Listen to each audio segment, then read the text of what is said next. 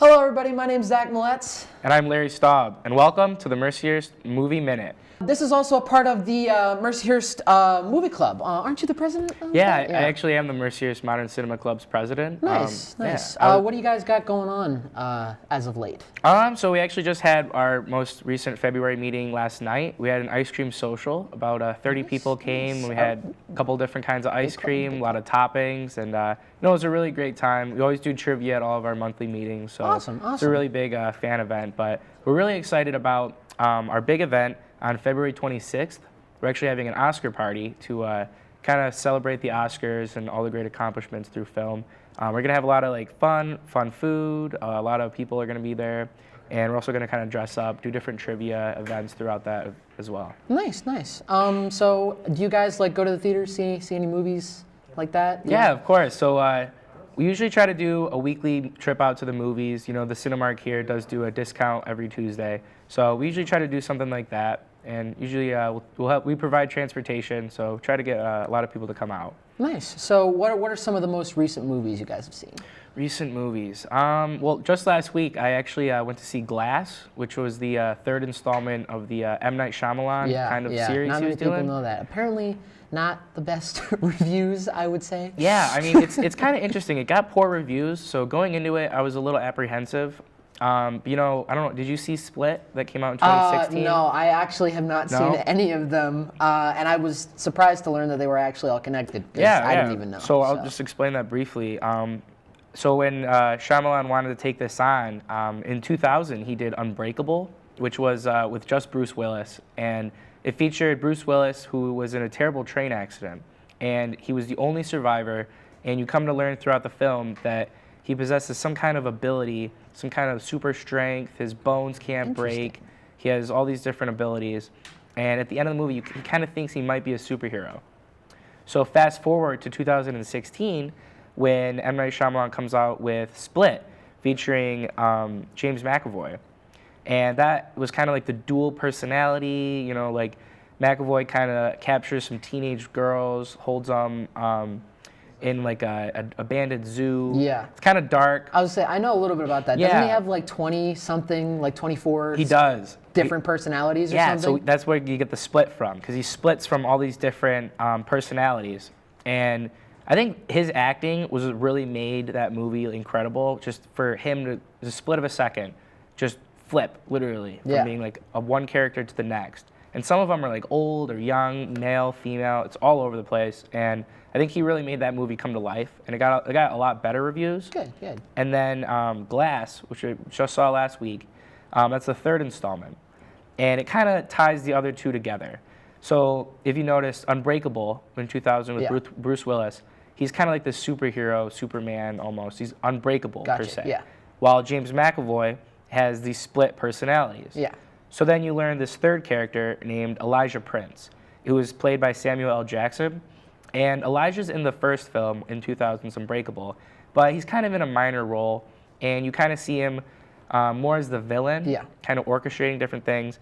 But you learn of his disability, which is that all his bones are very, very brittle. Oh. And they can break just like glass. Yeah. So with Unbreakable, Glass, and Split all come together in the movie Glass. And it kind of, I could see why it got poor reviews.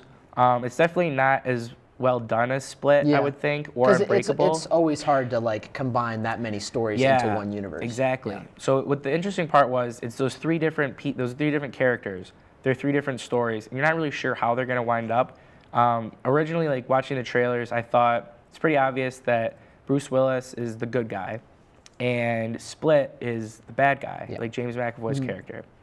And you kind of begin to realize that Samuel L. Jackson, when he's playing Elijah Glass, he's kind of more the Lex Luthor, behind the scenes, kind of in the wheelchair.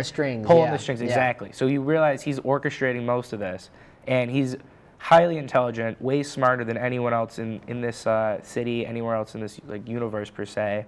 And he begins to use that knowledge against other people. And he orchestrates all these different plots. And it's really, like you said, him pulling the puppet strings. But it kind of comes together in the end, and the resolve is there. But the climax and the resolve, they're not exactly where I think they should be for a movie of this standard, especially if you're going to take a 20 years to tell this one story. But I did really enjoy how Shyamalan tried to make it as if it were a comic book. Okay, and I got you. Deriving like storylines from comic book characters and taking different characteristics of those characters, but also throughout all the fight scenes, he tried to shoot them as if if you were the reader of a comic book was watching a movie. So it's kind of like a lot of cuts. Yeah. Definitely the fight scenes were one of the best parts, I think. Okay. Right. And it kind of like really elevated the movie. Yeah. It was kind of like a different format to tell. And I think that it's a good one, but I could definitely also see why a lot of people gave it harsh reviews as well. Yeah, I was going to say, because it's like that long to get to the climax, and then it just kind of let down. Yeah, I got you. Nice, cool. Speaking of comic books, you like Spider-Man, right? Yes, very much. My favorite movie so far of this year has been Into the Spider-Verse, which is absolutely incredible. Not many people. There's a lot of mixed reviews on it. I have yet to see it. Yeah. I definitely am a huge Marvel fan, huge Spider-Man fan, and I've seen all the other ones. I really enjoy them, but I saw this one, and it's animated. Yeah. It's not live action. That's the big drawback for a lot of people. So I was a little apprehensive. How did you think about that? I honestly thought it was amazing. Really? Definitely no other animation style like it whatsoever. They actually took it very, very close to home, like you said, with comic books. Back in the day when they made comic books, they would actually layer the colors on top to make it look normal. And so sometimes you would get like a green tint or like a red tint on the edge of the character. They went so far into this movie to actually add that to the silhouettes of the characters. And it literally looks like you're watching a moving comic book page. Best animation style, in my opinion, that I've seen like ever. It's pretty original then. Yes, 100% original. Just absolutely amazing. So good that it won a Golden Globe for Best Animated Film. Wow. So it was that impressive. Now I'm gonna get a little bit into the spoilers a bit. So if you don't want to hear anything about the movie, I would turn away. But a premise of the story is basically this kid, Miles Morales, who's kind of like the dork of his school, gets a scholarship to this really big like science school, basically, where everyone's smart. And then all of a sudden there's this big bang downtown. Nobody knows what's going on. And Spider-Man dies from this explosion, which shocks the entire world. And Spider-Man dies? Yes. But here's the kicker. My Lord. Here's the kicker. So there's more at Spider-Verse, obviously. There's more than one Spider-Man. As Miles is paying his tributes to Peter Parker then comes up behind him and tries to ask him for help. Really? And then things go absolutely crazy as more spider people show up. So the Peter Parker that dies at the beginning of the movie is not actually our Peter Parker. So the way they kind of did this film was they took all the Sam Raimi Spider-Mans, all of the Andrew Garfield, and literally every iteration of Spider-Man and put them into this universe. Almost like the movies we've seen are a different timeline happening as the same as this one. That's cool. So the Peter that comes up behind him in the cemetery is our Spider-Man. And so every time they introduce a Spider-Man, they actually throw the issue of the comic book where they introduce that Spider-Man. And then he narrates what he's been through. And this Spider-Man is Peter B. Parker, who's our Spider-Man. Literally goes through like every event of the Sam Raimi movie and how he got here. And he needs Miles Morales' help to get back to his universe. So getting a little bit into the characters, what Spider-Man you'll see in this movie. There is Peter B. Parker, who I explained, the Spider-Man who abruptly dies at the beginning of the movie. Miles Morales, who is then the new Spider-Man of their universe, who is an African-American / Latin kid. So he speaks Spanish, pretty cool guy.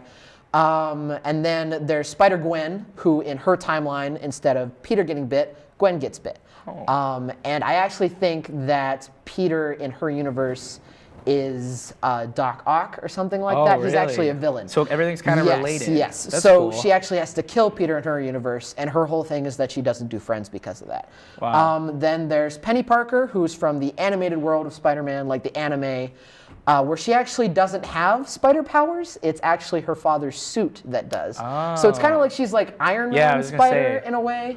And then there's Noir Spider-Man, who's throughout the entire film completely black and white. Nice. He's from a 20s universe where he actually like fights Nazis. So Really? coming into That's this cool. universe, it's so far advanced that he's always confused throughout the entire movie. And then there's also Peter Porker, who is a spin-off version of a spider that got bit by a radioactive pig. And Like Spider Pig. Yes. You ever seen The Simpsons? No, movie? actually, oh my God. no. Oh, yes, Spider Pig. yeah, Spider Pig, yeah, yep, yes, exactly. And I think that's actually where it started because it didn't start to. They created it right after that, actually. It's really funny. And it's all these characters just simply trying to get back home. And because there's so many different spider people, there's also spider villains that leaked into this universe as well. There's a mechanized version of Scorpion. There's the Prowler. Wilson Fisk is in it. There's so many villains mashed up into this world, and it's literally just them trying to get back into their universe. And the fight scenes are amazing. The plot it's just fantastic. An absolutely amazing movie. That's awesome. Yeah. So you spoke about the visuals and the plot, Yes, the characters. I recently listened to the soundtrack that was released. Yes. Tell me about the music. Oh my gosh, probably the best music I've heard. Like, I've heard very great things. So good. They got some of the best artists that I've ever seen like together just for this movie. Like Will Smith, like so many people just together to make this amazing the Post Malone track. song, Yes. I can't stop listening. Oh my gosh, that actually plays a very integral part of the movie. Really? Yes. So there's a scene where Miles needs to relax to unstick.